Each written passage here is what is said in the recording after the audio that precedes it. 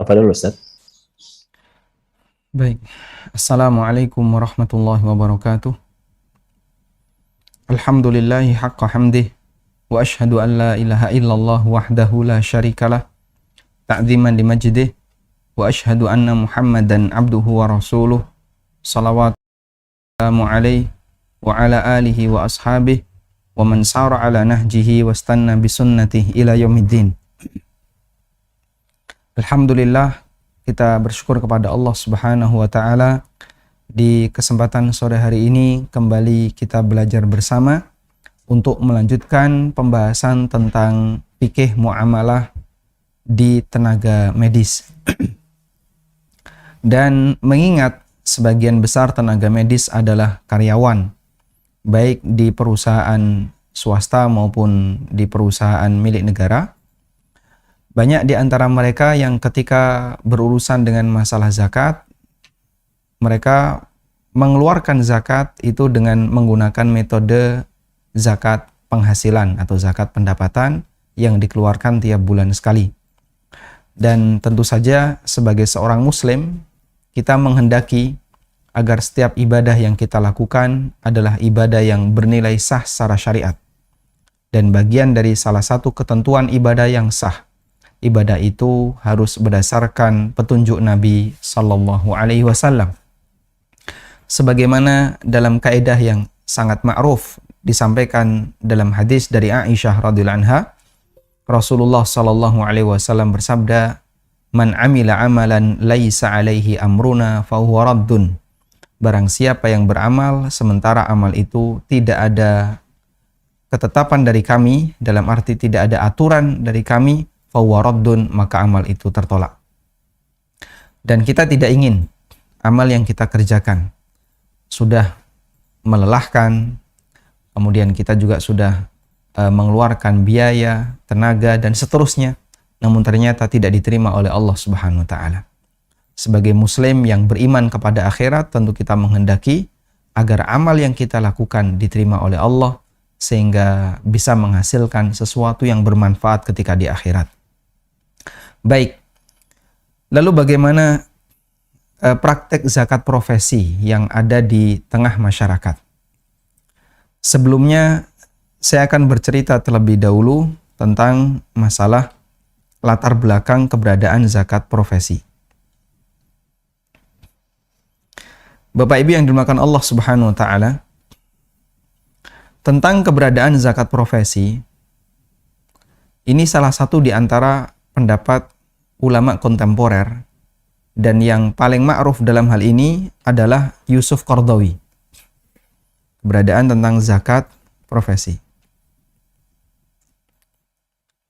Yang ma'ruf berpendapat seperti ini adalah Yusuf Al-Qaradawi.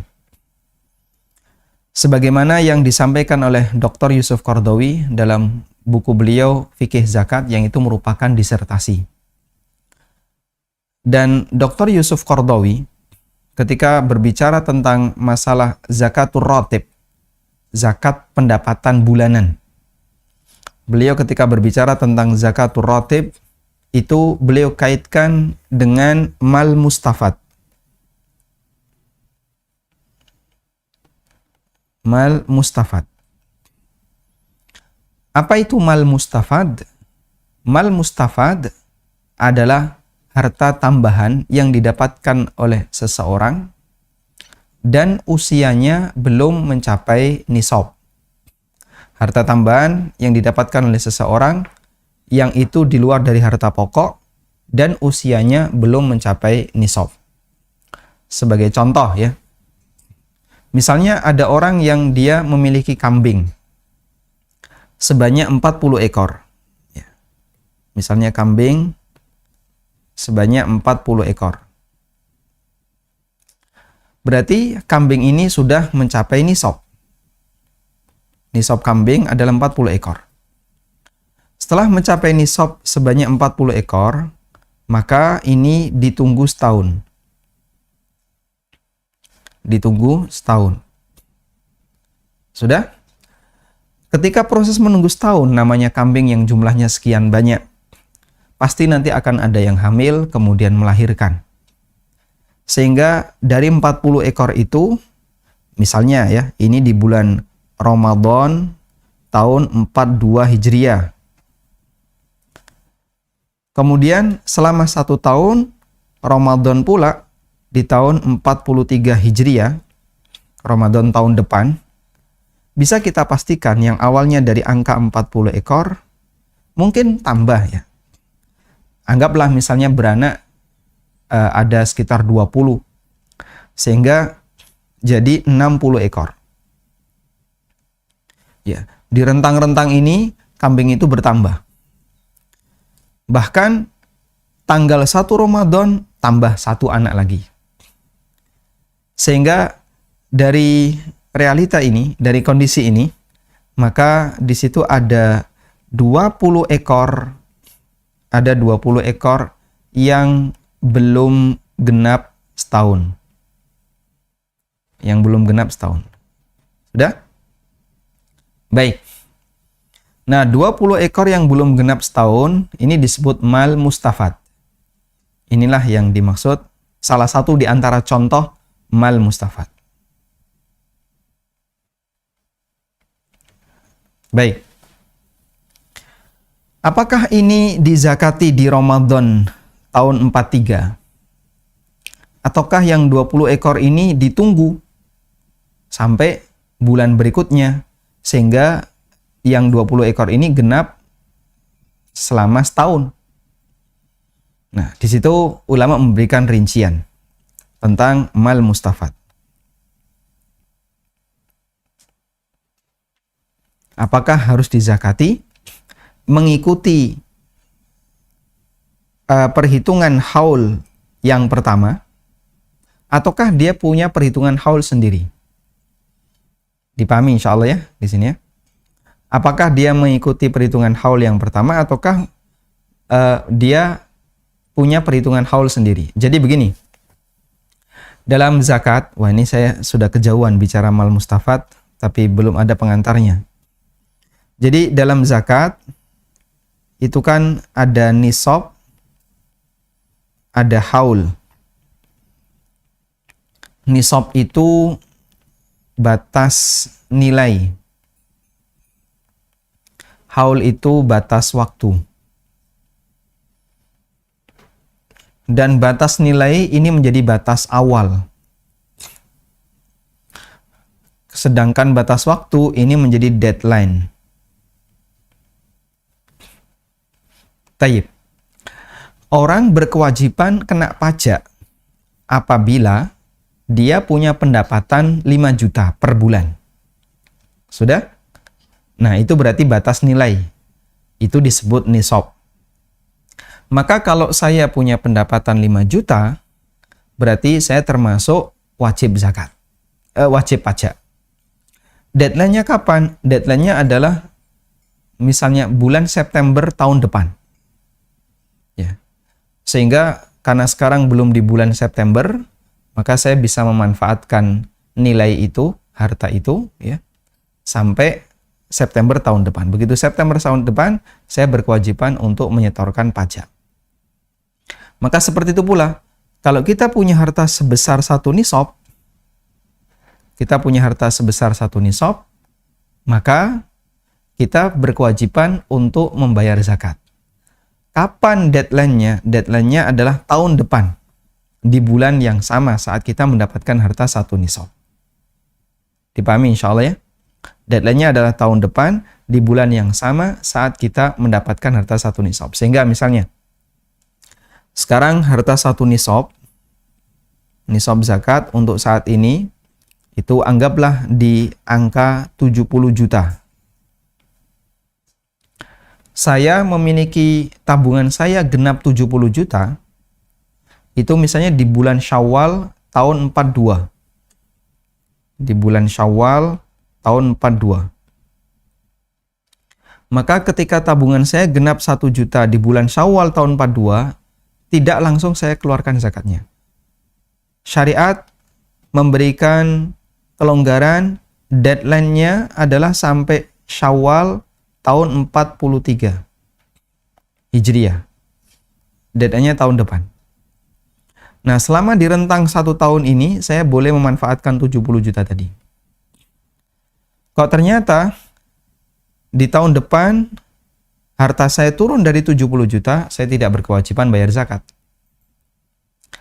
Tapi kalau harta saya masih di 70 juta, bahkan lebih dari itu, maka saya berkewajiban untuk bayar zakat. Sudah?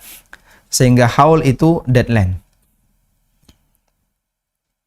Nah, yang jadi pertanyaan, kalau misalnya saya buat kurva begini ya. Ini adalah waktu T. Kemudian ini garis nisab. Di angka 70 juta. Kemudian ini kurva tabungan saya. Nah, pas di titik ini berada di bulan Syawal tahun 42. Sudah? Tabungan seorang manusia ya, itu kan tentu fluktuatif. Dia mengalami naik turun. Nah, di sini fluktuatif. Kadang turun, kadang naik, kadang turun, kadang naik. Sudah? Nah, ternyata naik terus setelah itu. Baik.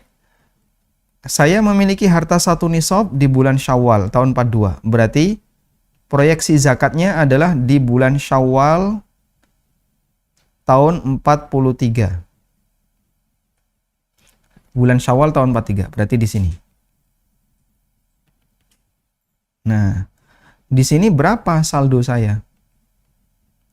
Oh, ternyata ketemu 80 juta. Baik.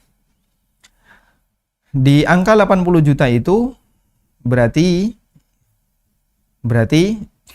di situ ada duit senilai 10 juta yang dia, ini kepanjangannya, ada duit senilai 10 juta yang usianya belum genap 1 tahun. Sehingga di sini plus 10 juta, ini usia belum genap setahun. Nah, yang belum genap setahun ini disebut apa? Penambahan ini disebut dengan mal mustafad. Nah, selanjutnya, kembali ke tadi, mal mustafad. Apakah mal mustafad itu dizakati? Mal mustafad yang 10 Recording juta. stopped. Yang, Recording in progress. nah, yang 10 juta ini apakah dikeluarkan zakatnya di titik X ini? Ataukah dia dikeluarkan zakatnya nanti? Karena usianya belum genap 1 tahun. Nah, itu dibahas di mal mustafad, apakah haulnya mengikuti pokoknya atau punya perhitungan sendiri. Punya perhitungan haul sendiri. Nah, ini yang kemudian perlu kita detailkan. Kesimpulannya, wallahu a'lam, mal mustafad itu ada 3. 1. Ya. 1 adalah mal mustafad yang merupakan turunan dari pokok. Mal mustafad yang merupakan turunan pokok. Contoh, misalnya anak hewan, anak kambing tadi. Anak hewan yang wajib dizakati. Anak kambing, anak sapi, anak onta. Atau keuntungan objek dagangan. Keuntungan objek dagangan. Misalnya modal saya adalah 100 juta. Lalu dalam rentang 1 tahun ternyata untung sehingga menghasilkan jadi 150 juta. Maka 50 itu adalah turunan dari 100 juta. Karena dia keuntungan dari proses saya berdagang. Nah, untuk jenis yang pertama ini dia dizakati dengan perhitungan haul dengan perhitungan haul pokoknya. Dizakati dengan perhitungan haul pokoknya. Baik. Yang kedua, mal mustafad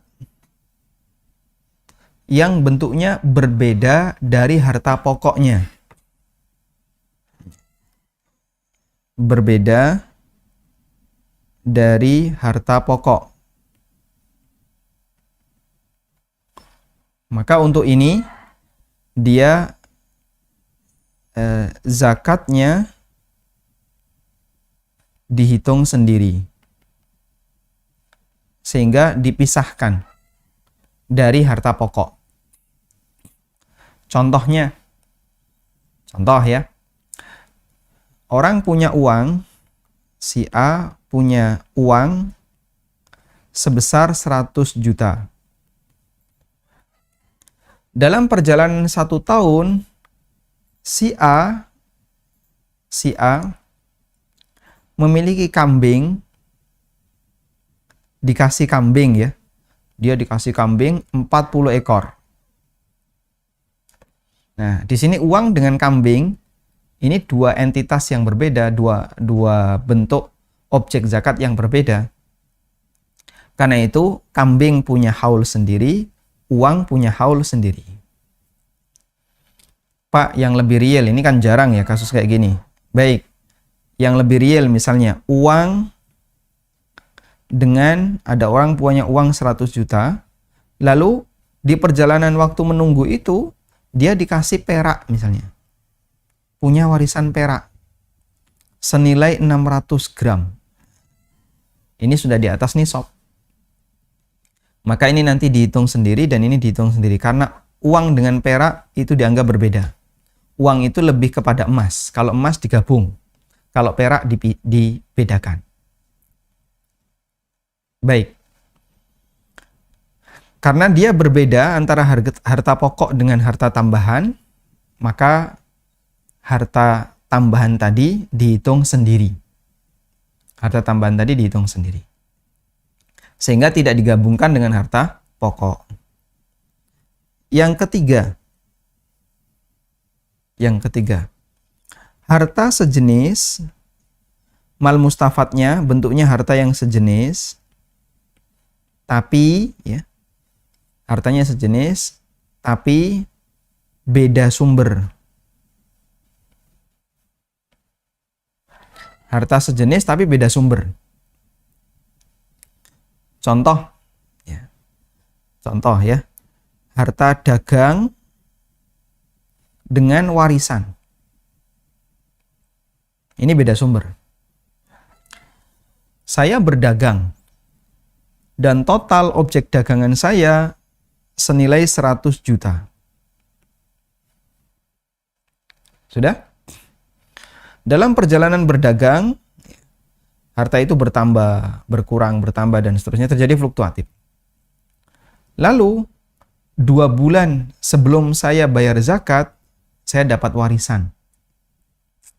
Senilai 50 juta misalnya. Senilai 50 juta. Baik, ini kurang gede ya, di atas nisab.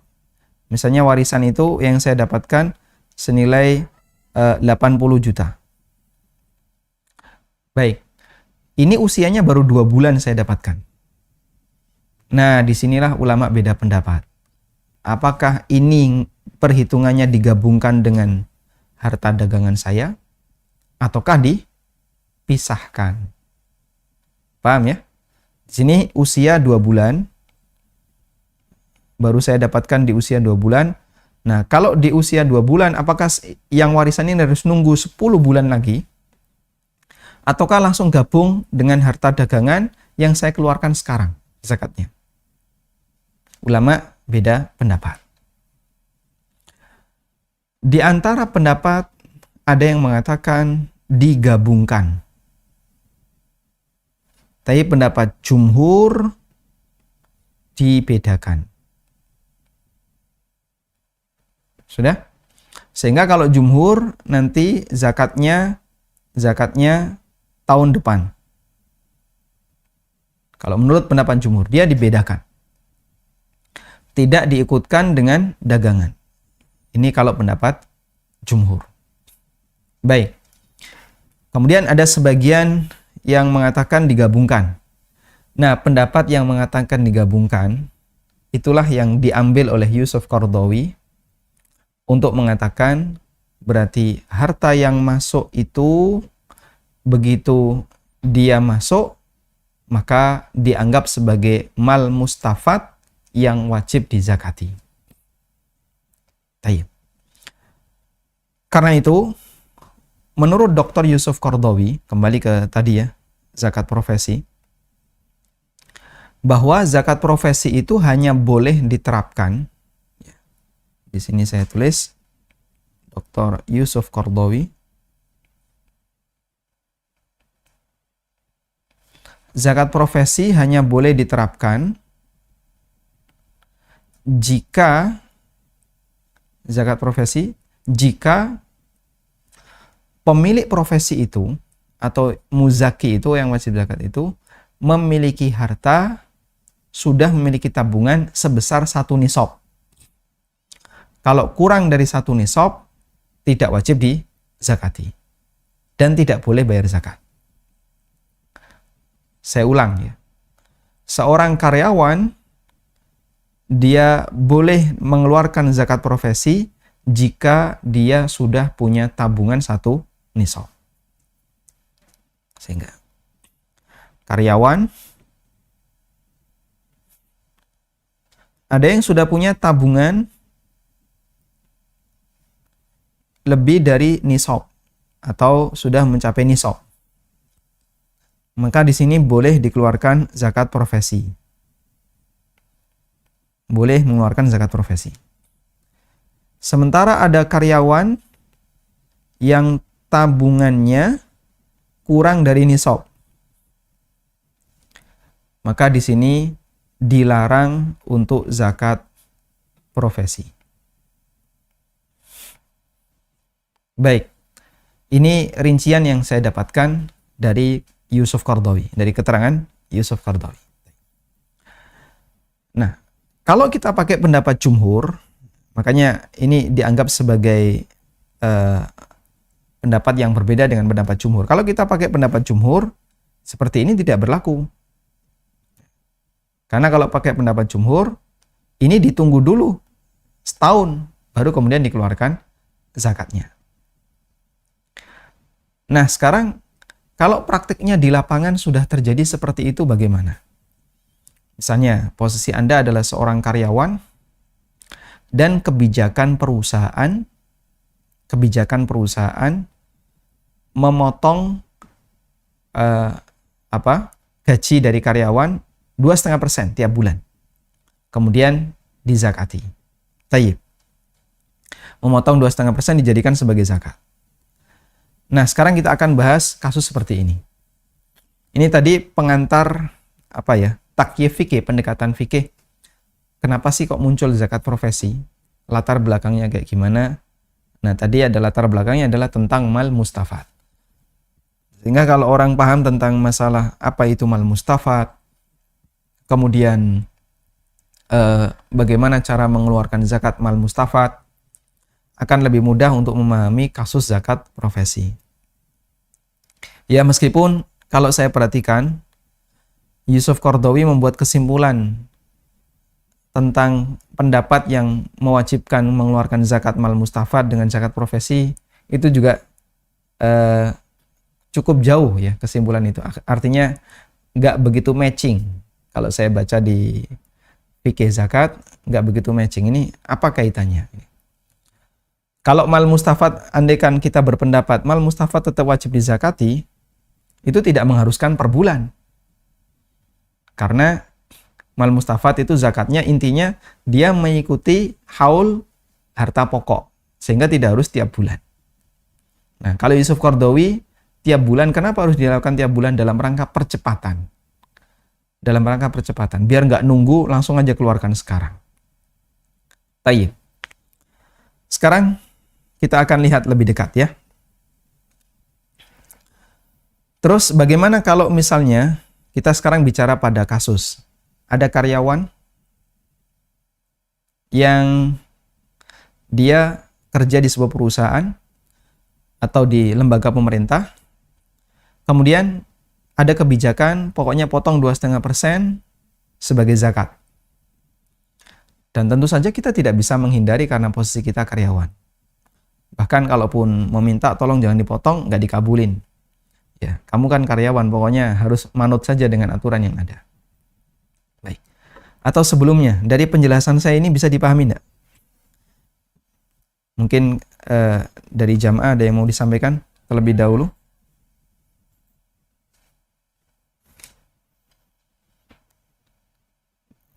Baik. Fokus di penjelasan tadi ya, ada yang raise hand, silahkan.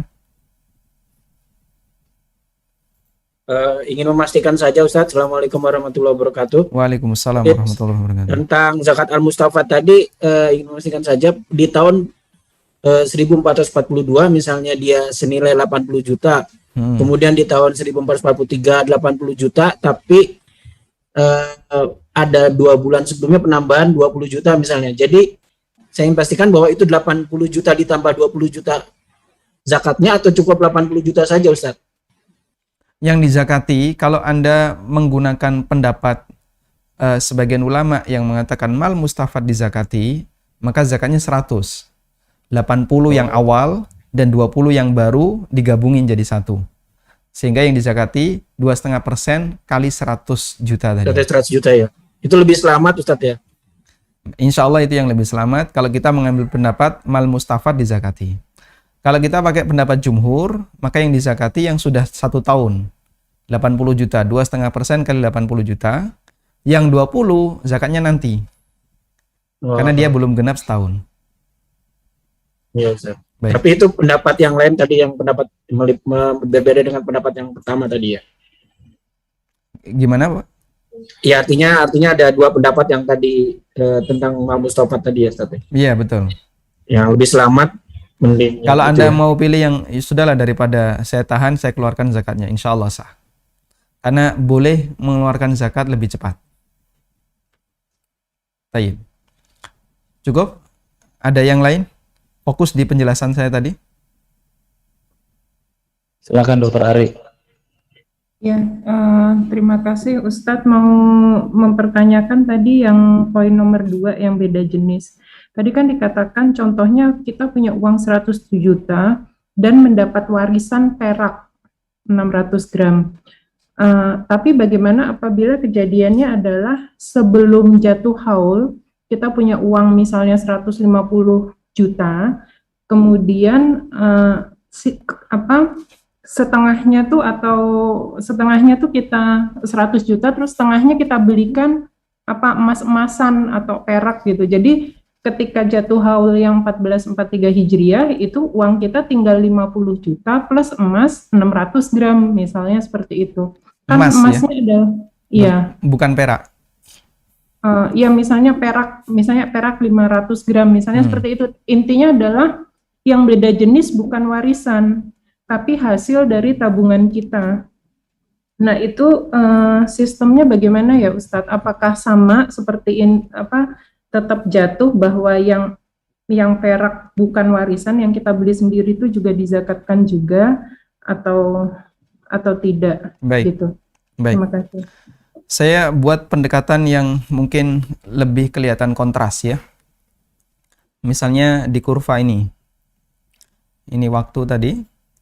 Ini angka nisab senilai 70 juta. Harta Anda di angka ini misalnya. Di sini ada 100 juta. Sudah?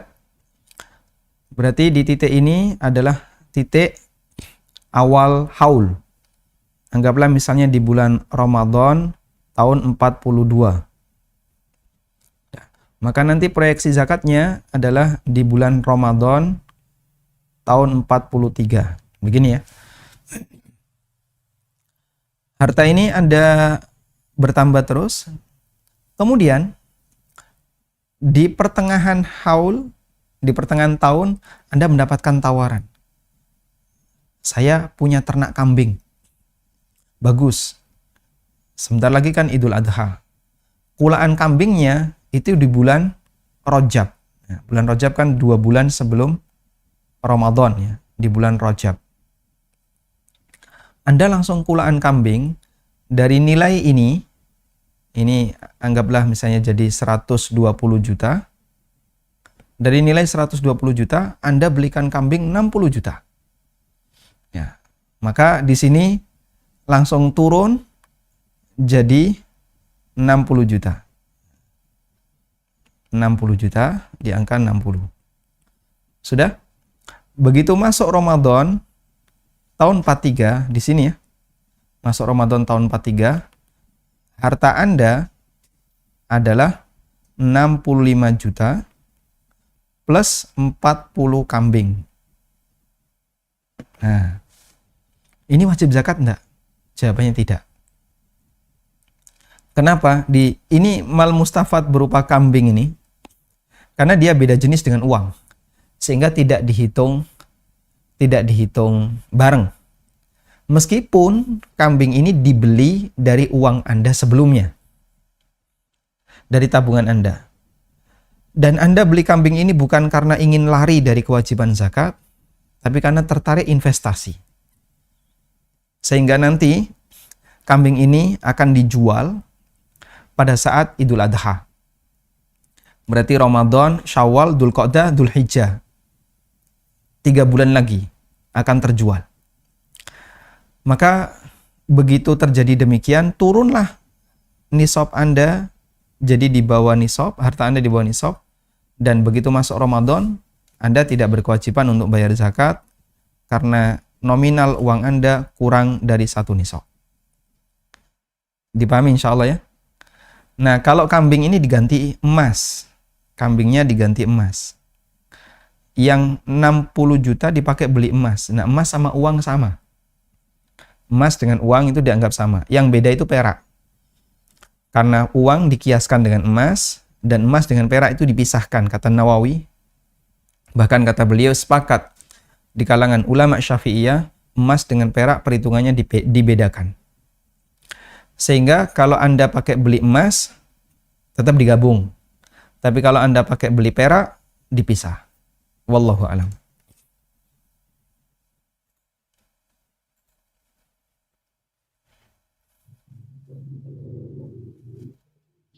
Baik, cukup? Ini ada satu lagi Ustaz yang resen Ustaz. Baik, cukup kayaknya. Insya Allah sudah bisa dipahami ya. Fokus di penjelasan tadi. Kalau penjelasan tadi Bapak Ibu sudah memahami dengan baik, insya Allah kita bisa lanjutkan. Baik, silakan yang resen. Silakan Dokter Budi. Mau tanya kapan kita mulai start untuk haulnya, apakah begitu kita mencapai nisab atau gimana? Jadi kalau misalnya saya sampai bulan Mei, kita hitung start dari bulan Mei. Kapan kita mencapai haul? Jadi maksud Anda adalah kapan kita mulai kena kewajiban zakat? Nggak menghitung start, jadi misalnya kita bulan Mei ada 70 juta, jadi nanti bulan Mei berikutnya baru kita hitung gitu. Jadi start awalnya itu? Baik, start awalnya adalah sejak Bapak memiliki harta sebesar 1 nisab. Nah, kalau 1 nisabnya 70 juta tadi, dan Bapak punya duit 1 nisab itu di bulan Mei, maka startnya dari bulan Mei. Bulan Mei tahun depan wajib zakat. Cuman perhitungan zakat itu tidak menggunakan kalender Masehi, sehingga ganti Mei ini dengan bulan Hijriyah yang bertepatan dengan Mei, Ramadannya atau Syawalnya atau yang lainnya. Oke. Baik. Ya, makasih Pak. Barakallahu fiik. Selanjutnya. Silakan Yuliza. Iya, bismillah. Assalamualaikum warahmatullahi wabarakatuh. Waalaikumsalam warahmatullahi wabarakatuh. Barakallahu fiik Ustadz. Afwan izin bertanya. Mungkin ini bukan zakat profesi ya Ustadz, maaf. Tapi uang dari penjualan warisan, pembagian warisan Ustadz. Jadi rumah warisan orang tua itu dijual ke adik gitu kan. Dan setelah uang tersebut dibagikan kepada kita, tapi yang jatah ibu saya itu ada 100 juta masih belum dibayarkan, tapi uangnya ada, dipegang sama adik saya, katanya alasannya untuk jaga-jaga dia gitu. Nah, ingin saya tanyakan, yang wajib mengeluarkan zakatnya itu adik atau ibu saya, Ustadz? Mohon pencerahannya. Uang Syukran, jazakallahu itu khair. yang memanfaatkan siapa? Adik atau ibu? Uangnya tidak dimanfaatkan, tapi Yang artinya ini masih dipegang sama adik. Baik. Kalau Masih ditahan, dipegang. baik. Jika uang itu ditahan, berarti siapa yang memanfaatkan, siapa yang harus mengeluarkan zakat?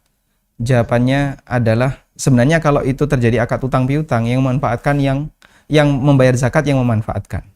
Apakah ibu ataukah adik? Tapi kalau posisi adik hanya menahan uang itu agar untuk jaga-jaga, berarti statusnya sebagaimana uang titipan. Maka di posisi ini yang bayar zakat adalah ibu. Karena itu uang ibu. Seperti itu, Ustaz ya. Baik. Ya, syukran, jazakallahu khair. Yang terakhir Abu Mu'ad. Assalamualaikum warahmatullahi wabarakatuh. Waalaikumsalam warahmatullahi wabarakatuh. Jazakallahu khair. Saya mau nanya terkait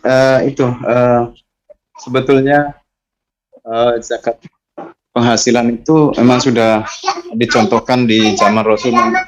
Ada hadis yang sahih yang menjelaskan itu.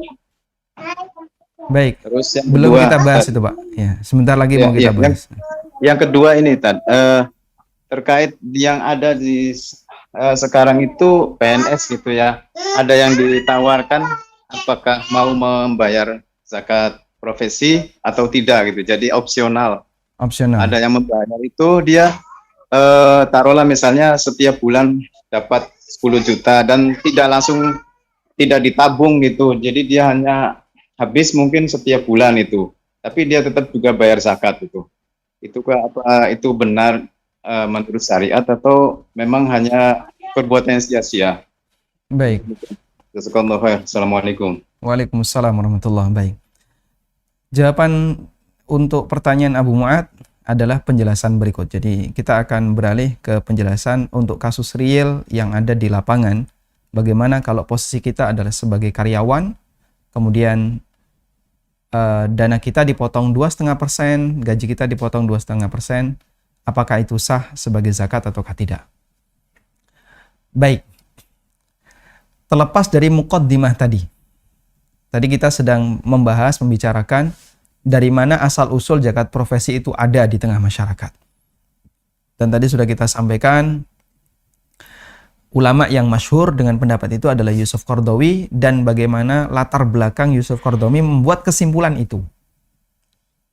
Jadi berbicara tentang mal mustafad. Ingin kita sampaikan begini ya, praktek zakat profesi di masyarakat kita itu berbeda dengan imamnya. Kalau mereka komitmen dengan pendapatnya Dr. Yusuf Qaradawi, seharusnya tidak dibuat sama rata. Pokoknya semua karyawan potong 2,5%. Jelas itu keliru. Karena menurut Yusuf Qaradawi sendiri, zakat profesi yang dikeluarkan untuk karyawan, dokter, maupun yang pemilik profesi yang lain, syaratnya pelakunya harus sudah punya harta 1 nisab. Syaratnya. Kalau belum, maka tidak sah sebagai zakat. Tapi sah sebagai sedekah, insya Allah tetap dapat pahala sebagai sedekah. Dan beberapa jamaah yang pernah mengikuti kajian dengan saya, kemudian dia tanya tentang zakat profesi dan berusaha membela zakat profesi, itu tidak memperhatikan syarat ini. Pokoknya yang penting setiap kali ada uang masuk, potong 2,5%. Sudah, kita nggak perlu ngitung apakah kita punya tabatikan. Bahwa zakat sebelum nisab, zakat sebelum memiliki harta 1 nisab, ini batal. Statusnya sebagaimana orang yang sholat sebelum masuk waktu sholat. Statusnya sebagaimana orang yang sholat sebelum masuk waktu sholat. Di sini saya sebutkan keterangan yang disampaikan oleh para ulama. Tidak boleh bayar zakat sebelum nisab. Buku ini belum terbit ya, tapi ini sudah saya tampilkan di sini. Ini buku judulnya Fikih ASN dan Karyawan. Bukunya belum terbit. Ada ijma' yang disampaikan oleh Ibnu Qudamah. Beliau mengatakan wala yajuzu ta'jilu zakati qabla milkin nisab bighairi khilafin alimnahu. Tidak boleh mendahulukan zakat sebelum memiliki harta satu nisab tanpa ada perbedaan pendapat ulama yang kami ketahui. Sudah? Walau malaka ba'dha nisabin fa'ajjala zakatahu au zakata nisabin lam yajuz. Kalau dia baru memiliki sebagian nisab sehingga belum genap satu nisab. Dia baru punya 60 juta, belum genap 70 juta. Lalu dia membayar zakat, terburu-buru bayar zakat. Dia menyegerakan zakat. Maka lam yajuz hukumnya tidak boleh. Karena dia mendahulukan hukum sebelum ada sebab. Baik. Sehingga di sini kita mau buat kesimpulan, zakat sebelum memiliki nisab statusnya batal. Dengan sepakat ulama sebagaimana keterangan Ibnu Qudamah. Sudah? Yang kedua, dibolehkan menyegerakan zakat. Dibolehkan menyegerakan zakat sebelum haul. Ini pendapat jumhur. Baik. Dan pendapat jumhur ini lebih kuat berdasarkan dalil bahwa Abbas bin Abdul Muttalib radhiyallahu anhu pernah diambil zakatnya oleh Nabi SAW sebelum haul. Dan juga ada beberapa riwayat yang lain di mana sahabat mengambil zakat dari para muzaki sebelum haul. Sebelum haul berarti belum genap rentang 1 tahun ini tadi.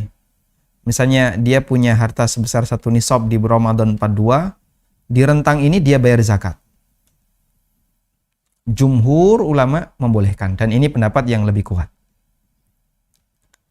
Baik. Kita buka beberapa keterangan jumhur dalam masalah ini. Ini tentang mal mustafad. Diperbolehkan untuk bayar zakat sebelum haul. Pendapat yang pertama melarang dan ini pendapat Malikiyah Zahiriyah. Ya. Pendapat yang kedua adalah pendapat jumhur ulama dan ini yang membolehkan dengan dalil Nabi SAW pernah mengambil zakatnya Abbas bin Abdul Muttalib paman beliau. Ali bin Abi Thalib mengatakan annal Abbas sa'ala Rasulullah SAW an ta'jili sadaqatihi qabla an tahilla farakhkhasa lahu fi dzalik.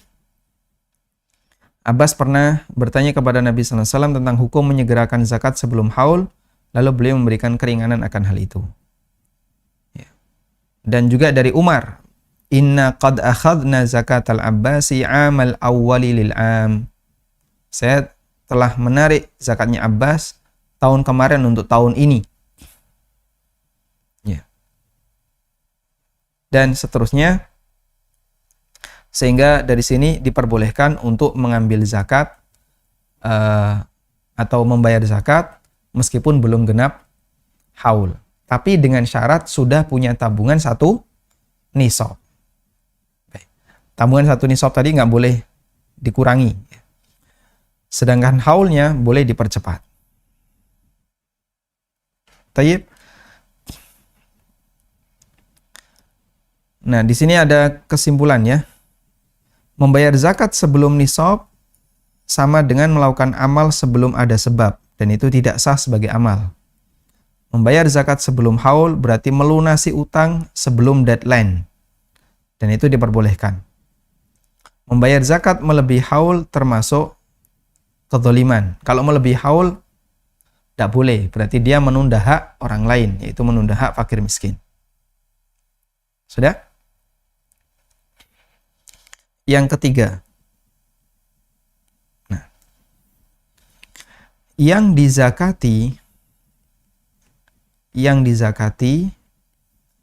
adalah tabungan, bukan pendapatan. Yang dizakati adalah tabungan, bukan pendapatan. Sehingga ketika orang mengeluarkan zakat, maka yang dihitung zakatnya adalah tabungan, bukan pendapatan. Ya, Bapak Ibu bisa bedakan ya antara tabungan dengan pendapatan. Insya Allah bisa bedakan. Tabungan adalah apa yang mengendap, sedangkan pendapatan apa yang kita dapatkan. Yang dizakati untuk harta adalah tabungan dan bukan pendapatan. Apa dalilnya? Dalilnya adalah hadis dari Ali bin Abi Thalib radhiyallahu anhu. Dan di sini saya sebutkan bahwa yang dizakati adalah tabungan, bukan pendapatan. Hadis dari Aisyah radhiyallahu anha. Nabi SAW bersabda, "La zakata fi malin hatta yahula alaihil haul." Tidak ada zakat harta sampai berlalu selama 1 tahun. Ibnu Munzir mengatakan, "Ajma'u ala anna zakata tajibu fil mal ba'da dukhulil haul. Faman adda dzalika ba'da wujubihi alaih, anna dzalika yujzi'u anhu." Mereka sepakat bahwa zakat itu wajib untuk harta setelah masuk haul. Siapa yang menunaikan zakat setelah datang sebab wajibnya, maka zakatnya sah. Yang ini menunjukkan adanya syarat haul, menunjukkan bahwa sebelum harta itu dizakati, dia diendapkan terlebih dahulu. Jadi mengendap dulu. Berarti kalau berbicara mengendap, maka yang dizakati adalah apa? Tabungan dan bukan apa? Pendapatan. Baik. Selanjutnya, bolehkah zakat itu dibayarkan bulanan? Kita bicara bayar zakat bulanan. Sebagian ulama menyebutkan dibolehkan mengeluarkan zakat dengan cara dicicil bulanan. Dicatat ini ya. Nggak kelihatan ya? Kelihatan nggak? Yang di zoom kelihatan. Jadi dibolehkan mengeluarkan zakat dengan cara dicicil bulanan selama masih di rentang haulnya. Namun jika haulnya sudah tiba, wajib dikeluarkan total nilai zakatnya dan tidak boleh dicicil. Ketentuan ini berlaku jika muzaki telah memiliki tabungan yang besarnya sudah mencapai nisab. Nah, kesimpulan ini saya dapatkan dari keterangan Ibnu Qudamah. Ibnu Qudamah mengatakan, Qala Ahmad, Imam Ahmad berkata, beliau mengutip keterangan Imam Ahmad, la yujazzi'u ala aqaribihi minaz zakah fi kulli syahrin, yakni la yuakhiru ikhrajaha.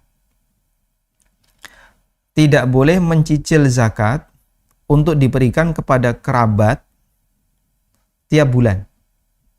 Lalu kata beliau, maksud Imam Ahmad adalah tidak boleh ditunda mengeluarkannya. Hatta yadfa'uha ilaihim mutafarriqatan fi kulli syahrin syai'a. Kemudian diserahkan kepada fakir miskin tadi secara dicicil tiap bulan. Fa'amma in ajjalaha fadafa'aha ilaihim au ila ghairihim mutafarriqatan au majmu'atan jaza li'annahu lam yuakhirha an waqtiha. Baik. Adapun jika pembayaran zakat disegerakan lalu diserahkan ke mustahik kerabat maupun selain kerabat secara terpisah atau langsung jadi satu, hukumnya boleh. Karena dia tidak menunda waktu pembayarannya. Jadi maksud beliau di sini ya, bayar zakat bulanan. Di sini jika sudah deadline, jawabannya ini kata Imam Ahmad dilarang. Ya. Misalnya, yang dimaksud sudah deadline gimana Pak? Misalnya ini ya, si A punya harta sebesar 100 juta ini, 100 juta ini. Lalu dia harus bayar zakat di bulan Ramadan tahun depan, di sini ya, Ramadan tahun depan. Nah, harta si A sekian, jadi 150 juta. 2,5% dari 150 juta, berapa? Maka zakatnya berapa? 2,5% dari 150 juta. 2,5 tambah 1/4, 3,75 juta. Nah, nilai ini dibayarkan oleh si A setelah Ramadan. Syawal kasih 1 juta. Dzulqa'dah kasih 1 juta. Dzulhijjah kasih 1 juta lagi. Diberikan kepada mustahik yang merupakan keluarganya secara bertahap. Sejuta tiap bulan. Sudah? Sampai akhir bulan 750.000. Dah, zakatnya sudah saya bayarkan semuanya. Tapi dengan cara dicicil. Kata Imam Ahmad, tidak boleh. Karena jadinya apa? Dia menunda pembayaran zakat. Seharusnya dia serahkan semuanya di titik ini. Kemudian keterangan Ibnu Qudamah, tapi kalau dia cicil di sini, kalau dia cicil di rentang waktu sebelumnya, di sini dia cicil. Ya, sehingga di sini dicicil 1 juta, nanti bulan depan 1 juta, bulan depan lagi 1 juta. Dicicil seperti ini, boleh. Dipahami ya? Dari keterangan Ibnu Qudamah, kalau dicicil seperti ini, boleh. Baik, nah di sini yang dijadikan sebagai landasan fatwa Lajnah Daimah. Pernah mendapatkan pertanyaan, bolehkah membayar zakat mal dengan cara disegerakan selama setahun dalam bentuk seperti gaji bulanan kepada keluarga miskin? Jadi saya bayar zakatnya ke keluarga saya yang miskin 500, begitu tiap bulan. Jawaban dari Lajnah, la ba'sa, tidak masalah, bi ikhrajiz zakati qabla hululil haul bisanatin aw sanataini idza iqtadat al-maslahatu dzalika wa ita'uha al-fuqara al-mustahiqina syahriyan. Tidak masalah mengeluarkan zakat sebelum selesai masa haul, ya, dilakukan selama setahun atau 2 tahun ketika di sana ada maslahat.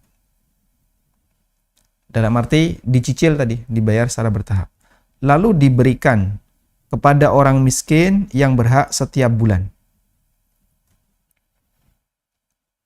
Dan keterangan yang sama juga disampaikan oleh Imam Ibnu Utsaimin. Bolehkah mengeluarkan zakat dari gaji bulanan dengan maksud menyegerakan zakat sekalipun pegawai ini memiliki utang? Jawab beliau, la haraja bihadza. Jazahullahu khairan. Tidak masalah dengan hal ini, semoga Allah membalasnya dengan kebaikan. Dan ini masuk dalam kategori menyegerakan zakat.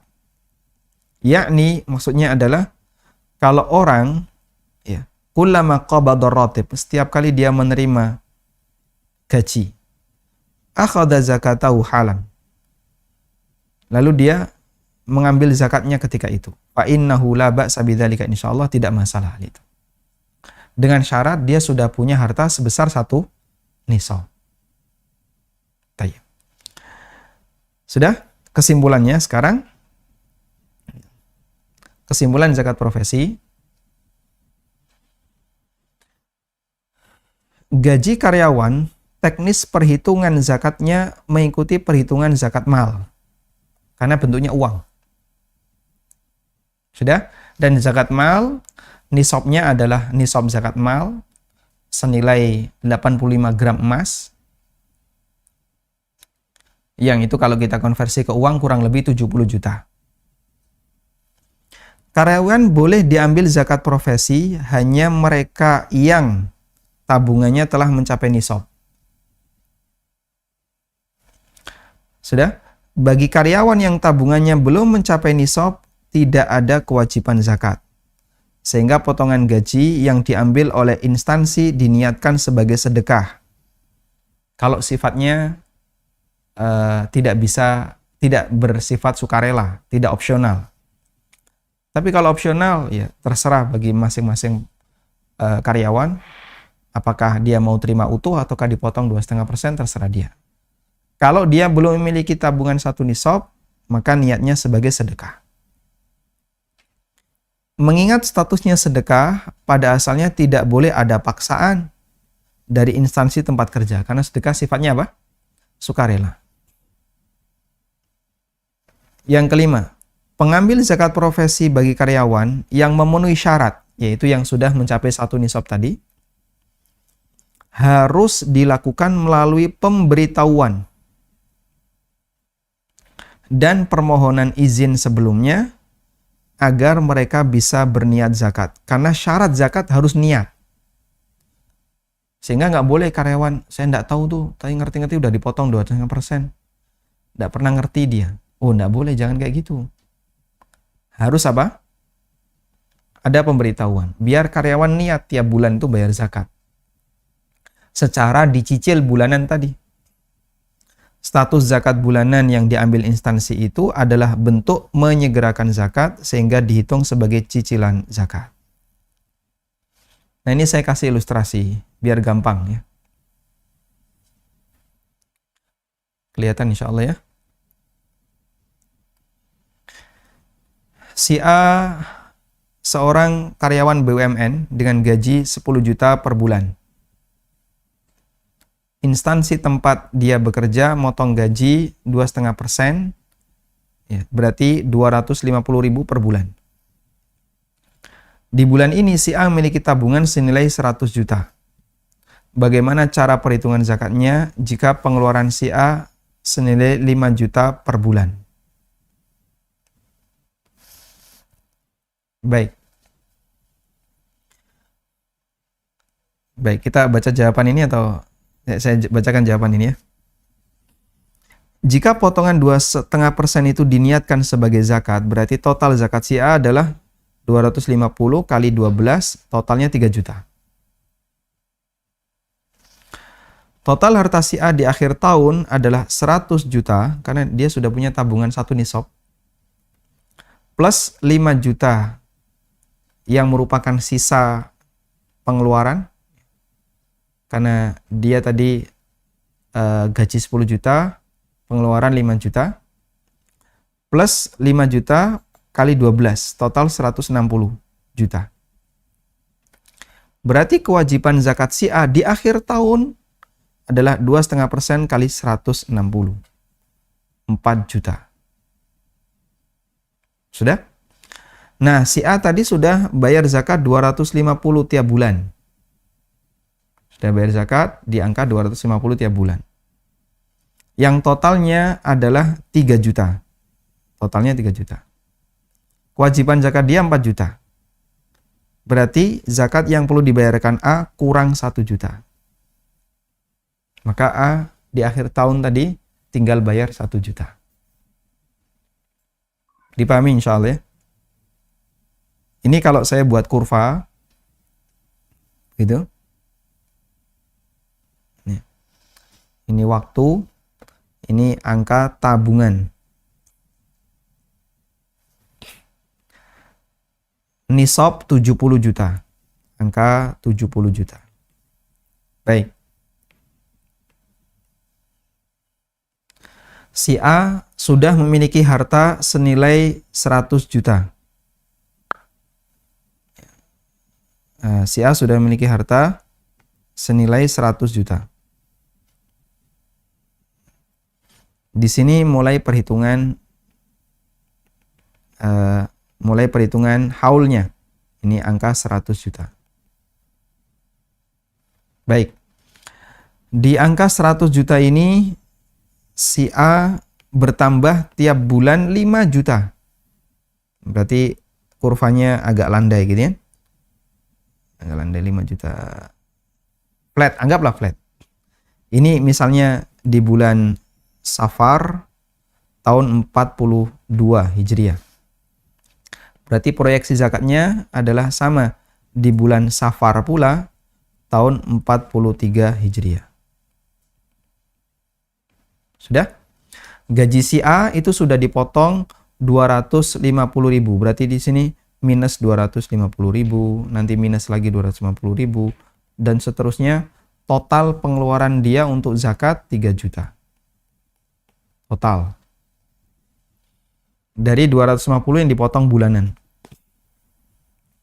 Baik, di akhir ini ternyata saldo si A 160 juta. Nah, berarti zakat si A di bulan Safar berapa? 2,5% kali 160 sama dengan 4 juta. Yang sudah dia bayarkan kan ini. Berdasarkan fatwa dari Ibnu Qudamah, Lajnah Daimah, Syekh Ibnu Utsaimin, potongan 250 ini boleh diniatkan sebagai zakat, maka berarti dia sudah mengeluarkan totalnya 3, kewajiban dia 4, kurang 1 juta. Sehingga di bulan Safar ini si A tinggal zakatnya berapa? Zakatnya 1 juta. Loh, yang lainnya mana? Sudah dia bayarkan di sini.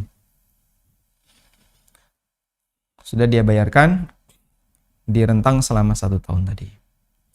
Wallahu ta'ala alam. Demikian yang bisa kita sampaikan.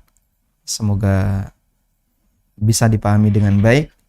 Sallallahu ala nabiyyina Muhammadin wa ala alihi wa sahbihi wasallam. Baik, jazakumullah khair, Ustaz. Ini kita masuk ke sesi tanya jawab, Ustaz. Sebelum ke pertanyaan-pertanyaan ada yang di kolom chat, saya ingin bertanya dulu, Ustaz. Pertanyaan saya yang pertama mengenai tadi membayar dengan mencicil zakat, Ustaz. Ini dikatakan tadi di fatwanya apakah boleh atau lebih utama, Ustaz? Karena sekiranya ada keluarga yang fakir atau yang miskin, yang dia membutuhkan bantuan dana, kan pilihannya bisa kita sedekah setiap bulan kepada mereka, atau kita gunakan zakat kita yang kita dahulukan. Kalau pengetahuan saya, zakat ini kan dia amalan yang wajib, sementara sedekah amal yang sunat. Bukannya lebih baik kalau yang kita utamakan yang jadi amalan yang wajib ini, Ustaz? Baik. Orang baru wajib zakat jika dia sudah memiliki harta 1 nisab dan bertahan selama 1 tahun. Barulah dia berkewajiban. Menyegerakan itu menyegerakan kewajiban. Dan kalau menyegerakan kewajiban, berarti dia melakukan sesuatu sebelum deadline. Melunasi utang sebelum deadline. Belum kewajibannya. Tapi diperbolehkan. Baik, sampai sini dipahami ya? Sifatnya diperbolehkan. Nah, boleh ini apakah lebih afdol ataukah sebaiknya ditunda nanti di akhir tahun? Kalau mengacu kepada keterangan lajnah, idza qtadat al-maslahatu dzalika. Kembali kepada maslahat, pertimbangan maslahat dalam masalah ini. Jika ternyata dicicil bulanan itu lebih maslahat bagi mustahik yang membutuhkan, insya Allah lebih baik dia gunakan dengan cara dicicil.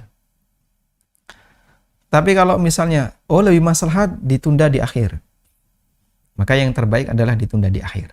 Kembali kepada masalah, pertimbangan maslahat yang berlaku pada orang ini. Ada salah satu developer, tetangga saya ya, yang beliau ngitung zakat, karena developer kan berarti pedagang rumah. Pedagang rumah itu yang dihitung ya unit rumah itu. Total unit rumah, kemudian tanah kapling yang dia jual, itu nilainya total ya, nilainya anggaplah misalnya 100 M. Dikeluarkan 2,5% berarti 2,5 M. Lalu beliau bilang, saya kalau zakat sekali pengeluaran di akhir tahun 2,5 M, gede sekali. Merasa nggak sanggup, kegedean. Terus akhirnya beliau siasati dengan cara dikeluarkan bulanan. Sehingga terlihat kecil ya, 100 juta tiap bulan 100 juta ya. Itu kelihatan lebih ringan dan uangnya tersedia. Tapi kalau langsung 2,5 M di akhir tahun langsung blek 2,5 M, itu kata beliau belum tentu nanti uangnya ada senilai itu, dan nilainya terlalu besar. Nek kata orang Jawa, awang-awangan gitu. Ini jadinya menakutkan sekali, segede itu harus dikeluarin. Bahasa Indonesianya apa? Awang-awangan ya. Jadi terlalu gede sekali, makanya dibuat kecil-kecil. Nah, itu contoh pertimbangan maslahat atau mengingat pertimbangan penerima. Ini kalau saya kasih gede langsung banyak gitu ya, habisnya juga cepat. Saya lebih baik ngasih dikit-dikit tapi bulanan, sehingga sesuai dengan kebutuhan tiap bulan. Itu contoh pertimbangan maslahat. Nah, kalau pakai pertimbangan maslahat, maka yang afdol dari keterangan lajnah, yang afdol adalah dibuat dengan cara bulanan. Wallahu a'lam. Baik, jazakallah Ustaz. Kita masuk ke pertanyaan ya Ustaz. Yang pertama dari kolom chat ini ada dari Niko. Assalamualaikum Ustaz. Apakah bila sudah membayar zakat mal setiap tahun, umat muslim juga wajib membayar pajak? Syukron jazakumullah khair Ustaz. Pajak dengan zakat itu dua kewajiban yang berbeda. Yang satu kewajiban negara, yang satu kewajiban agama. Sehingga kalau Anda bertanya apakah jika sudah membayar zakat tiap tahun masih berkewajiban untuk bayar pajak, ya ini nggak matching gitu ya. Kewajiban agama, urusan Anda dengan Allah Subhanahu wa Ta'ala, dan di situ ada hak mustahik. Yang kalau itu tidak ditunaikan, Allah Subhanahu wa Ta'ala memberikan ancaman keras. Ketika zakat tidak dibayarkan, maka pelakunya akan disetrika kelak di hari kiamat dengan harta yang dia punya. Sebagaimana yang Allah sebutkan dalam Al-Quran. Yauma tuqwa fi nari jahannam. Yauma yuhma fi nari jahannam. Pada hari ketika mereka dipanaskan di neraka jahannam. Tuqwa biha jibahuhum wa junubuhum. Kemudian patuknya ya, mukanya disetrika, perutnya disetrika dengan harta yang dia simpan. Dalam ayat yang lain Allah berfirman, sayutawwaquna ma bakhilu bihi yaumal qiyamah. Harta yang dia simpan karena pelitnya itu akan dikalungkan jadi ular, menjadi syuja' al-aqra. Ular yang bisanya sangat kuat sampai botak kepalanya. Dan ular ini akan mengatakan, ana malukum, ana kanzukum. Aku adalah hartamu, aku simpananmu yang tidak kau keluarkan zakatnya. Itu kaitannya dengan masalah agama. Kalau urusan negara, ya kembali kepada tanggung jawab Anda dengan negara. Ya silahkan melakukan tawar-menawar gimana caranya, misalnya kalau Anda keberatan untuk bayar pajak. Wallahu a'lam. Baik, jazakallah Ustaz. Pertanyaan yang berikutnya dari Evi Kusnandar. Bismillah, izin bertanya Ustadz, bagaimana dengan zakat pertanian? Ada Ustadz yang menyamakan zakat profesi sama dengan zakat pertanian. Mohon penjelasannya, jazakumullah khair. Baik, wa jazakumullah khairan. Memang salah satu di antara alasan Yusuf Qaradawi adalah beliau memberikan pertimbangan dengan pertanian. Zakat pertanian itu dikeluarkan tiap panen. Begitu dapat, keluarin. Begitu dapat, dikeluarin. Sudah? Tapi Yusuf Qaradawi tetap mensyaratkan harus nisab. Karena pertanian juga kalau di bawah nisab nggak wajib mengeluarkan zakat. Nisab pertanian berapa sih Pak? Nisab pertanian adalah 5 wasak. Yang itu kurang lebih, ya, kalau saya pakai standar wasak karena standar wasak kan sifatnya rentang ya. Kalau pakai rentang bawah ya kurang lebih 750 kilo, 7,5 kintal. Kalau Anda panen 100 kilo ya, berarti cuma 1 kintal, maka Anda tidak berkewajiban untuk bayar zakat bayar zakat pertanian karena kurang dari nisab. Sehingga pertimbangan nisab ini penting. Maka para ustadz di Indonesia, kalau mereka tetap ingin mewajibkan adanya zakat profesi, sementara pertimbangan nisab tidak diperhitungkan, saya kira dia sendiri juga tidak sependapat dengan Yusuf Qaradawi. Karena Yusuf Qaradawi tetap menggunakan pertimbangan nisab. Wallahu a'lam. Dan kias ini sebenarnya juga kias yang kurang bagus ya, nggak benar. Kenapa? Karena yang namanya uang itu mengikuti perhitungan zakat mal.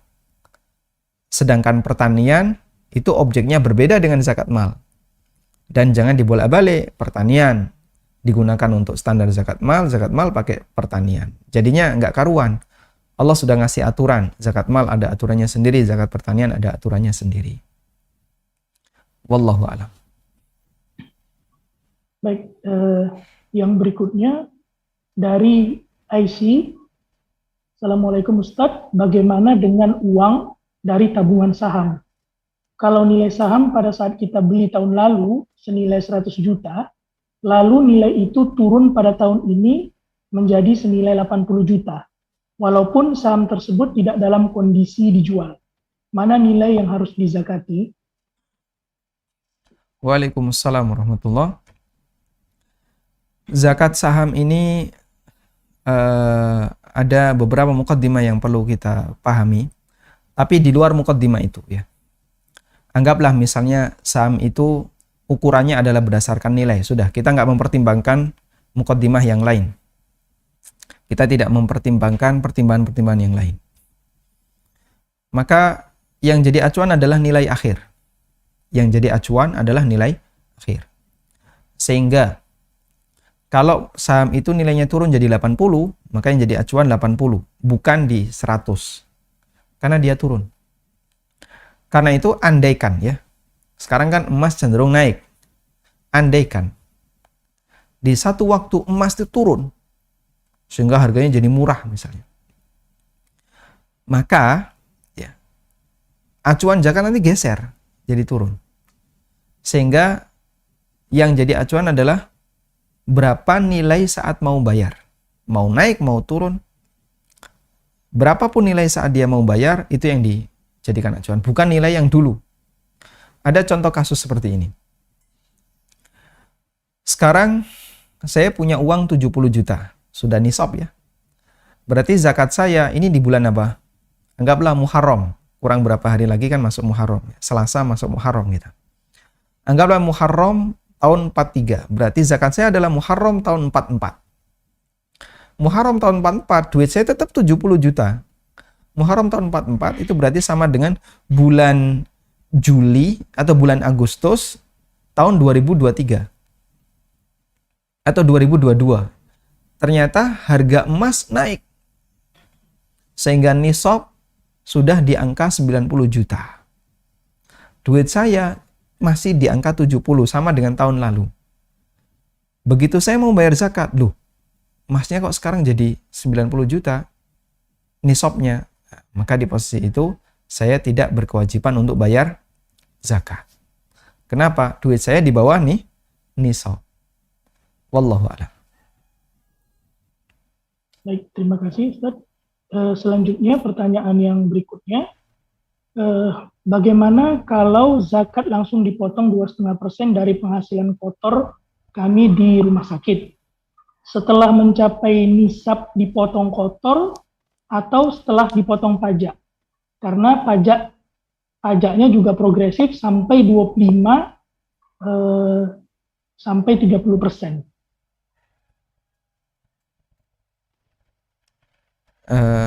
Sebentar, saya kurang begitu paham. Coba diulang. Bagaimana kalau zakat langsung dipotong 2,5% dari penghasilan kotor kami di rumah sakit? zakat dipotong 2,5% dari penghasilan kotor. Penghasilan kotor di rumah sakit. Nah, sementara penghasilan kotor sementara untuk nanti menghitungnya, apakah dia dipotong dari penghasilan kotor tersebut atau setelah dipotong dengan pajak? Karena pajak ini sampai 25-30%. Setelah dipotong pajak. Baik, intinya gini aja. Saya kurang begitu paham tentang proses perhitungan duit tadi ya. Intinya yang dizakati itu tabungan. Apa yang mengendap? Insya Allah Bapak bisa pahami ya. Apa yang mengendap? Sehingga dalam rentang waktu 1 tahun itu, potongan Anda, saya share screen.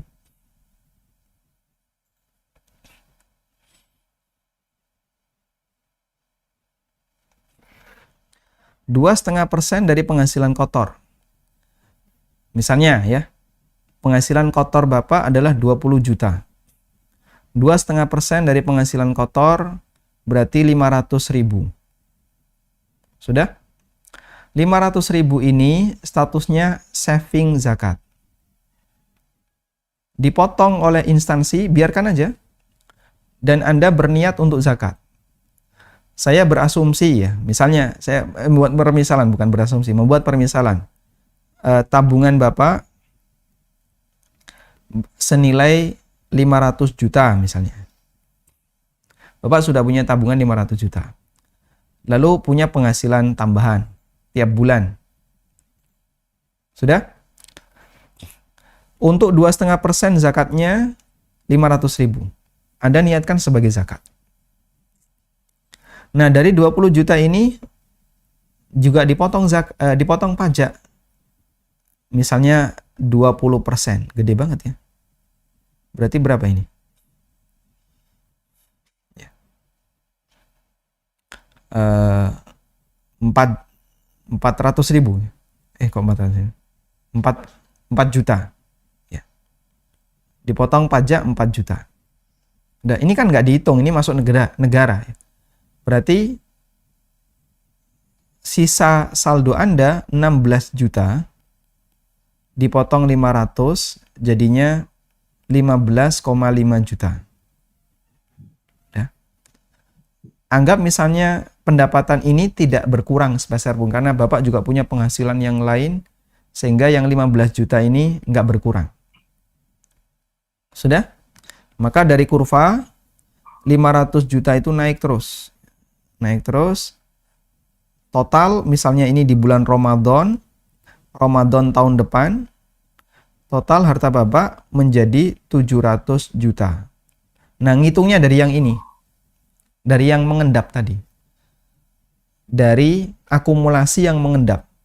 Jadi dipotong-potong ini nggak usah diperhitungkan. Pokoknya akumulasi yang mengendap berapa. Misalnya akumulasinya jadi 700 juta. Sudah? Dipotong 2,5%. Berapa jadinya? 700 juta bagi 40. 70 bagi 4. 17,5 juta. Ini kewajiban zakat Anda. Nah, tadi kan sudah 500 per bulan. 500 kali 12. 6 juta. 500.000 kali 12. Bapak sudah mengeluarkan 6 juta. Maka kurangnya, zakatnya jadi kurang berapa? 11,5 juta. Baik.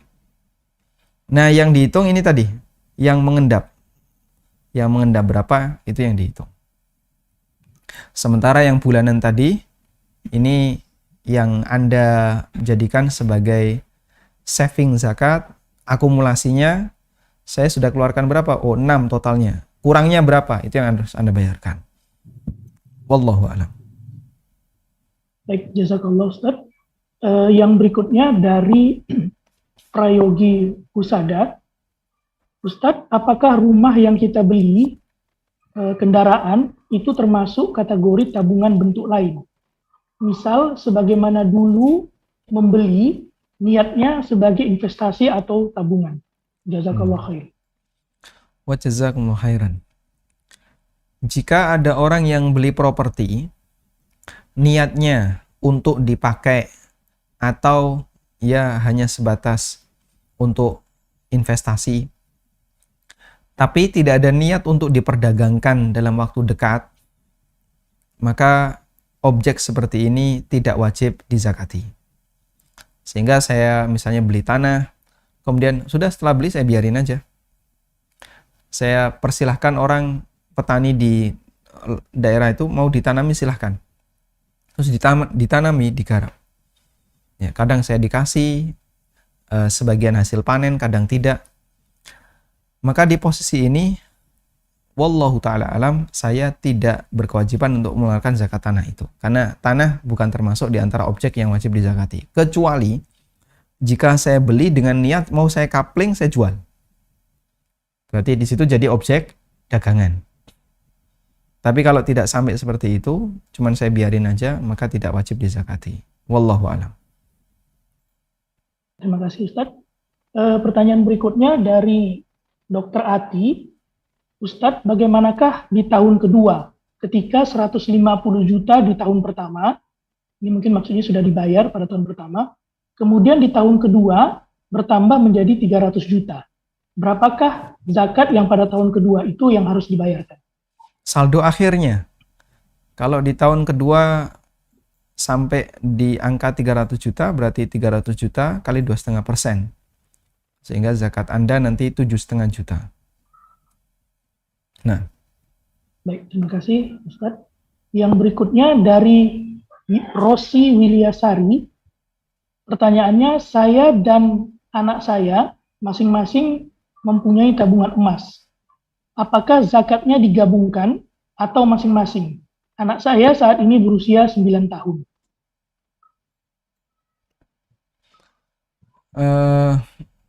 Wallahu alam, jika ini adalah kepemilikan yang berbeda, misalnya, karena anak kecil boleh memiliki, seperti dia memiliki warisan, atau dia dikasih hadiah oleh pamannya, oleh Pak D-nya, dan seterusnya. Lalu dia memiliki harta. Maka kepemilikan itu sah. Dan ibu punya kepemilikan sendiri, anak punya kepemilikan sendiri. Ketika kepemilikan itu berbeda, maka tidak digabungkan. Sehingga zakatnya dipisahkan. Bahkan jangankan orang tua dengan anak, suami istri, pendapat yang jauh lebih kuat di antara khilaf ulama, itu dipisahkan. Sehingga harta suami dihitung sendiri, harta istri dihitung sendiri. Dan ini masuk dalam pembahasan tentang malul khiltah, harta campuran, yang dimiliki oleh satu orang dengan orang yang lain, yang dia masih satu badan, dalam arti satu keluarga, apakah digabung ataukah dipisah? Pendapat yang lebih kuat adalah dipisahkan. Wallahu a'lam. Terima kasih Ustadz. Berikutnya pertanyaan dari Aris Sulistiawati. Mohon dijelaskan Ustadz mengenai statement bahwa membayar zakat melebihi haul adalah kezoliman. Bayar zakat melebihi haul sama dengan bayar utang melebihi deadline. Kalau kewajiban zakat Anda adalah di bulan Muharram, kewajiban zakat Anda di bulan Muharram, misalnya Anda punya kewajiban zakat senilai 5 juta di bulan Muharram, tapi tidak Anda segera bayarkan, ditunda gitu ya. Setelah Muharram apa? Safar, Rabiul Awal, Rabiul Akhir. Anda tunda. Anda keluarkan Safar, dikeluarkan 1 juta. Rabiul Awal 1 juta. Rabiul Akhir 1 juta. Jumadil Ula 1 juta lagi. Sampai Jumadil Akhirah 1 juta. Nah, habis 5 juta. Dicicil selama bulanan. Dolim itu. Seharusnya kan begitu Muharram langsung keluarkan 5 juta. Maka kalau dia tunda-tunda, itu berarti menunda hak orang lain, hak fakir miskin, hak para mustahik. Makanya kenapa disebut kezaliman? Karena saat dia keluarkan tertunda, berarti sama dengan menunda harta milik orang lain untuk diserahkan. Sama dengan Anda menunda pembayaran utang. Deadline utang Muharram, tapi Anda tunda-tunda sampai Syawal. Ya kasihan yang punya hak, yang seharusnya dia bisa dapat haknya lebih cepat, tapi ditunda. Sama seperti Anda ketika sudah berat dapat gaji karena sudah bekerja, tapi pihak rumah sakit nggak bayari. Yang salah siapa? Rumah sakit. Dolim itu rumah sakit. Instansi tempat orang bekerja, karyawan sudah bekerja, ternyata nggak digaji. Dolim itu instansinya. Sama seperti itu. Wallahu a'lam. Baik, terima kasih Ustadz. Yang berikutnya pertanyaannya dari Hilda Novita. Bagaimana dengan penghasilan yang diperoleh dari rumah sakit swasta yang jumlahnya tidak sama besarnya setiap bulannya? Apakah bisa kita ambil nilai rata-ratanya saja atau nanti akhir tahun baru kita hitung dan dikeluarkan, yang berarti kita tidak dapat mengeluarkan zakatnya per bulan? Sebenarnya zakat tadi kita punya prinsip ya, yang dihitung itu tabungan, bukan pendapatan. Anda kalau pakai teori ini insya Allah gampang dalam memahami mau pendapatan A, B, C, dan seterusnya. Karena itu perhatikan tabungan. Maka kalau Anda bekerja di rumah sakit swasta, lalu gaji Anda itu tiap bulannya kan nggak sama, fluktuatif karena berdasarkan pendapatan dari rumah sakit itu. Mau dibayarkan zakat bulanan sementara Anda sudah punya harta 1 nisab, ataukah mau nanti nunggu 1 tahun kemudian totalnya berapa baru Anda keluarkan? Dua-duanya diperbolehkan. Dan teknis mengeluarkan bulanan seperti tadi, apa yang sudah dikeluarkan itu dicatat sebagai saving zakat. Artinya saya sudah mengeluarkan zakat tapi dicicil bulanan. Dan beberapa fatwa ulama membolehkan hal itu sebagai bentuk takjil zakat, menyegerakan bayar zakat. Dengan syarat sudah punya harta sebesar 1 nisab. Wallahu a'lam. Baik, terima kasih Ustadz. Yang berikutnya dari Arafiah yang ditanyakan, apakah uang tabungan misalnya ada sebesar 200 juta, tapi ada hutang atau tetapi ada hutang cicilan mobil atau rumah di bank. Ini bagaimana pembayaran zakatnya, Ustaz? Baik. Ini jadinya melebar di luar zakat profesi ya. Tentang zakat utang piutang. Kalau kita punya utang ke orang lain, apakah itu mengurangi zakat? Ulama khilaf dalam masalah ini. Dan pendapat yang benar, selama utang itu belum kita bayarkan, maka tidak mengurangi zakat. Sehingga, misalnya ya, Anda punya tabungan senilai 100 juta. Dan Anda punya utang senilai 50 juta. Sudah? Bulan ini Anda harus mengeluarkan zakat. Kalau Anda potong 100 juta tabungan Anda untuk bayar utang, dah ini utang saya lunasi. Dari 100 juta yang Anda punya. Sudah? Sehingga utang Anda lunas. Saldo Anda tinggal 50. Berarti di bawah nisab, Anda tidak berkewajiban bayar zakat. Tapi, kalau utang 50 juta itu tidak Anda bayarkan sampai titik akhir haul, maka Anda tetap mengeluarkan zakat 100 juta tadi. Ya. Sehingga Anda harus keluarkan 2,5% dari 100 juta. Wallahu a'lam. Baik, satu lagi ya pertanyaan. Ada yang resen? Satu lagi. Ada yang resen? Mungkin yang resen saja ya. Silakan Karina. Silakan. Mau menyamakan konsep. Tadi kan disebutkan bahwa yang dibayarkan di akhir tahun adalah nominal dari saldo akhir. Nah, kalau sepemahaman saya berarti itu jadi pada akhirnya zakat penghasilannya dihitung per bulan dan nanti sebagai saving zakat tadi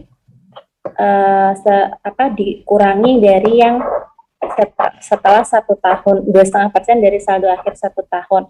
Nah, itu apakah berbeda dengan zakat tabungan atau zakat simpanan?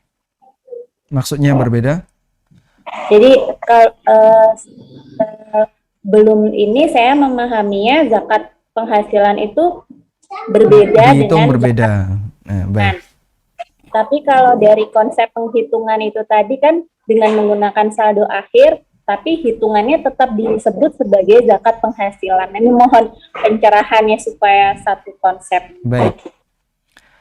Baik, yang benar karena sama-sama bentuknya uang, sehingga masuk dalam satu ruang lingkup zakat mal. Maka cara perhitungannya digabungkan, baik tabungan maupun pendapatan. Sehingga potongan-potongan pendapatan 2,5% tiap bulan jadikan saving zakat. Nah, itu juga bisa mengurangi zakat tabungan. Di akhir pendapatan Anda, sebagian Anda yang mengendap, sebagian Anda manfaatkan, sebagian mengendap. Endapan itu ditotal dengan tabungan yang ada plus pendapatan tambahan. Totalnya berapa? Lalu nanti Anda keluarkan 2,5%. Dipahami insya Allah ya? Dikeluarkan dari perhitungan 2,5% itu, dikurangi cicilan yang sudah Anda bayarkan tiap bulan tadi. Ya, dikurangi itu. Kalau kemudian yang sudah Anda bayarkan lebih besar, maka Anda tidak perlu mengeluarkan zakat lagi. Tapi kalau kurang, Anda harus mengeluarkan kekurangannya. Baik, cukup insya Allah, karena di sini mau maghrib. Terima kasih banyak Ustadz, jazakumullah khair. Baiklah, dengan demikian maka selesailah kajian kita pada sore hari ini. Insya Allah ilmu yang disampaikan Ustadz Ami sangat bermanfaat dan semoga kita bisa mengikuti kajian-kajian yang berikutnya. Dan akhir kata kami mengucapkan terima kasih yang sebesar-besarnya kepada Ustadz Ami Nur Bait, hafizahullah, atas kajian yang telah diberikan.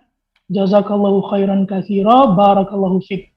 Kita tutup kajian ini dengan doa penutup majelis. Subhanakallahumma wa bihamdika asyhadu an la ilaha illa anta astaghfiruka wa atubu ilaik. Wassalamualaikum warahmatullahi wabarakatuh.